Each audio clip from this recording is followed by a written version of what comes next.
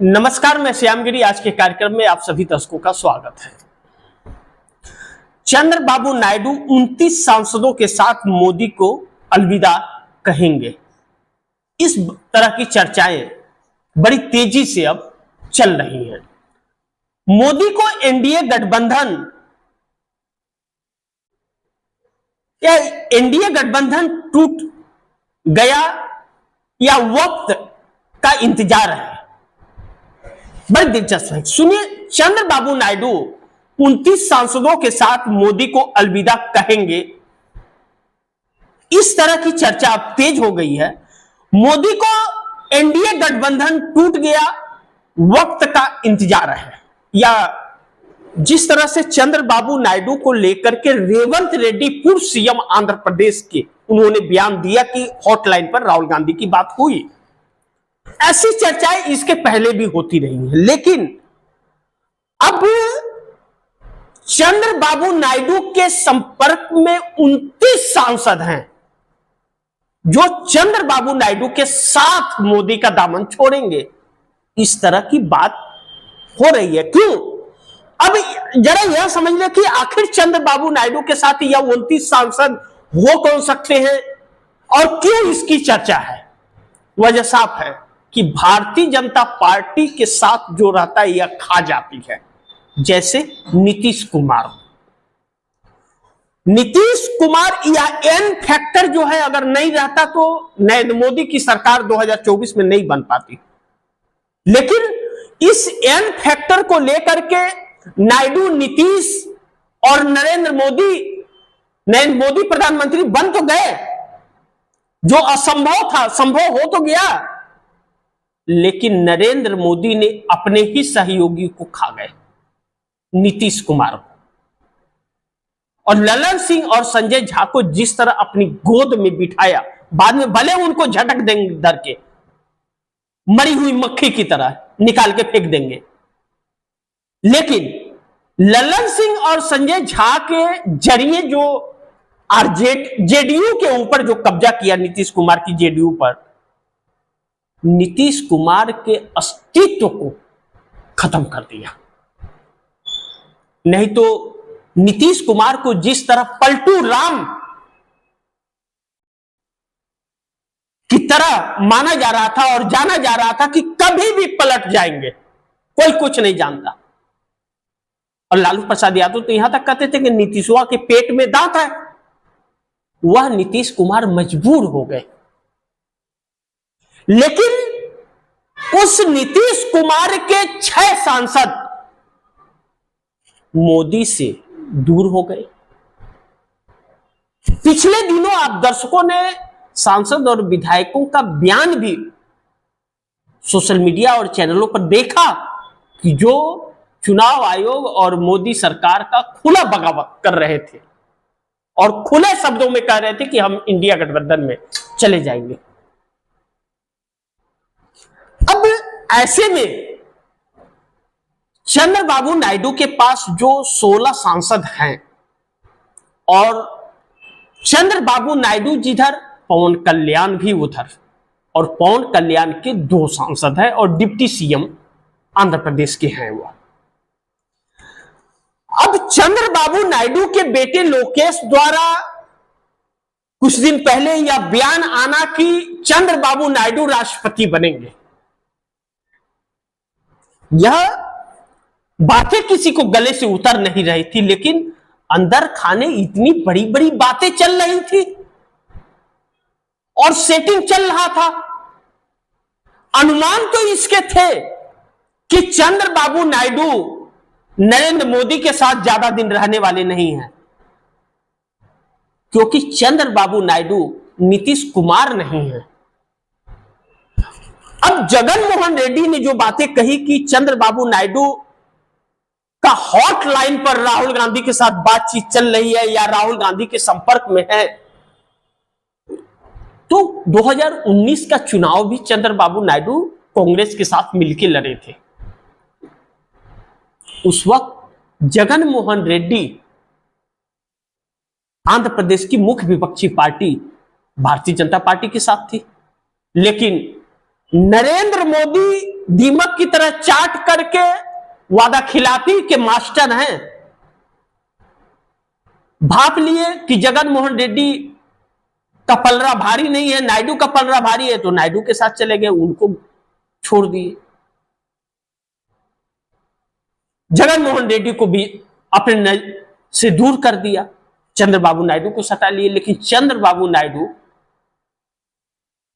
नरेंद्र मोदी के लपेटे में नहीं आ पाए और चंद्रबाबू नायडू अब 29 सांसद के साथ नरेंद्र मोदी को एक बड़ा झटका देने की तैयारी में है। यानी कि नरेंद्र मोदी की कुर्सी खतरे में है। दिल्ली के लाल किले से जब नरेंद्र मोदी का भाषण हुआ, उसमें भी झलक रहा था और चेहरे पर भी खौफ, डर, सत्ता जाने का डर रहा था, क्योंकि 10 सालों में नरेंद्र मोदी ने हर 15 अगस्त को कहा कि अगली बार भी मैं ही झंडा फहराऊंगा। लेकिन इस बार नरेंद्र मोदी यह बात नहीं कह पाए कि अगली बार भी मैं ही झंडा फहराऊंगा।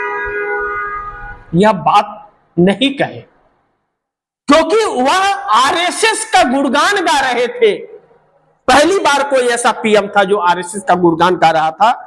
और अब नरेंद्र मोदी जिस एनडीए के प्रधानमंत्री है, एनडीए गठबंधन टूट गया तो नरेंद्र मोदी का क्या होगा, और वक्त का इंतजार है। एनडीए गठबंधन भी टूट की कगार पर है। लेकिन राहुल गांधी का खौफ मोदी के अंदर बैठ गया है। यह भी लाल किले से नरेंद्र मोदी के भाषण में झलक रहा था और दिख रहा था कि राहुल गांधी का खौफ मोदी के अंदर बैठ गया है। और आरएसएस के पीछे जो छुपते हुए नरेंद्र मोदी नजर आए कि आरएसएस के 100 साल पूरे हो गए। आरएसएस मोदी का सुनने को तैयार नहीं है। आरएसएस को मोदी और अमित शाह को हटाना है, यह तय है। इससे इंकार नहीं किया जा सकता। आरएसएस नरेंद्र मोदी और अमित शाह को भाजपा से निकाल फेंकेगा और कई इनके रिमोट कंट्रोलर हैं भाजपा के अंदर जिनको निकाल करके फेंकेगा। और डर जाने वाला है, यह नरेंद्र मोदी के चेहरे पर झलक रहा था। इसलिए नरेंद्र मोदी लटके, झटके, अटके कहते हुए लाल किले से नजर आ रहे थे। लेकिन नई सरकार देश में जल्द बनेगी। मोदी का इस्तीफा भी होगा।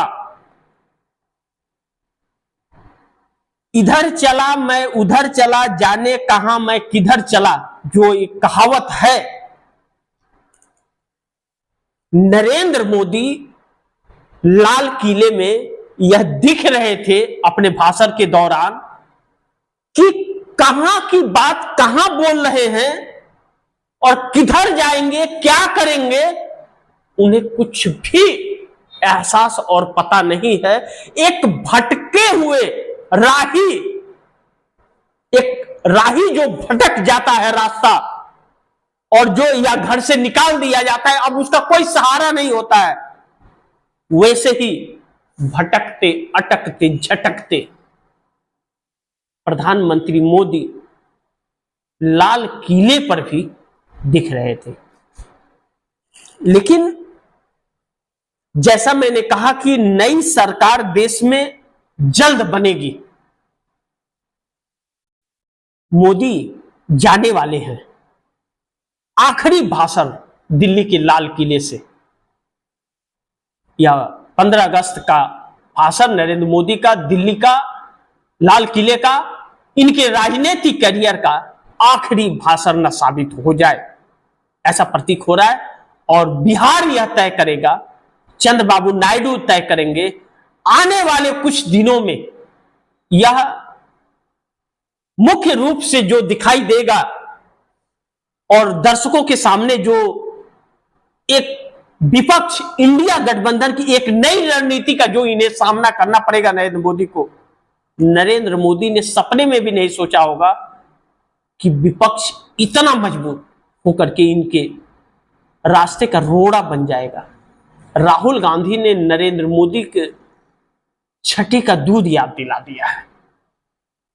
जनता भारतीय जनता पार्टी से दूर हो रही है और इसका नुकसान एनडीए गठबंधन के घटक दलों को भी हो रहा है और इसकी कीमत चुकानी पड़ रही है जो नरेंद्र मोदी के वजह से, क्योंकि नरेंद्र मोदी ने जो इस देश की जनता को धोखा दिया है, इस देश की जनता ने कभी सपने में नहीं सोचा था कि इस देश का राजा ही इतना बड़ा धोखेबाज निकलेगा। जो जनता अब समझी है, राहुल गांधी की बातें सच हो गई कि लोगों को गुमराह किया जा रहा है। लेकिन यह सरकार लोगों को धोखा दे करके एक चुनाव आयोग को साथ में मिला करके विश्वासघात करके धांधलेबाजी करके नरेंद्र मोदी प्रधानमंत्री बने, यह भी इतिहास के पन्नों में अब दर्ज हो गया, जिसकी कीमत अब इन्हें सत्ता गवा करके चुकानी पड़ेगी। और इनकी वाराणसी की सीट जहां से यह चुनाव जीत के आए हैं, अजय राय जो इनके सामने चुनाव लड़ रहे थे, कांग्रेस के प्रत्याशी,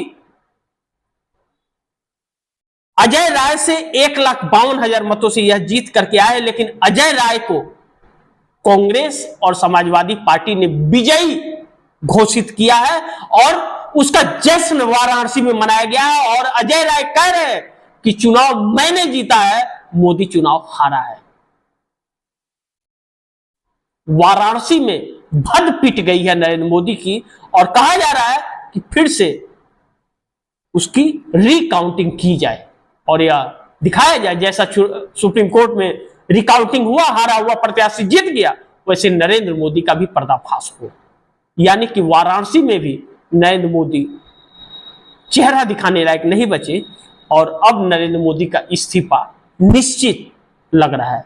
आने वाला वक्त बताएगा क्या होगा। जो भी होगा खबरें आप दर्शकों तक पहुंचाते रहूंगा। आप दर्शक नजरें बनाए रखिएगा, इस खबर को ज्यादा से ज्यादा शेयर कीजिएगा, अपने दोस्तों को भी कहिएगा आगे शेयर करें। आपने अगर चैनल को सब्सक्राइब नहीं किया, सब्सक्राइब कर लीजिए। अपनी राय कमेंट में जरूर दीजिएगा। मिलते हैं फिर अगली खबर के साथ, तब तक के लिए नमस्कार।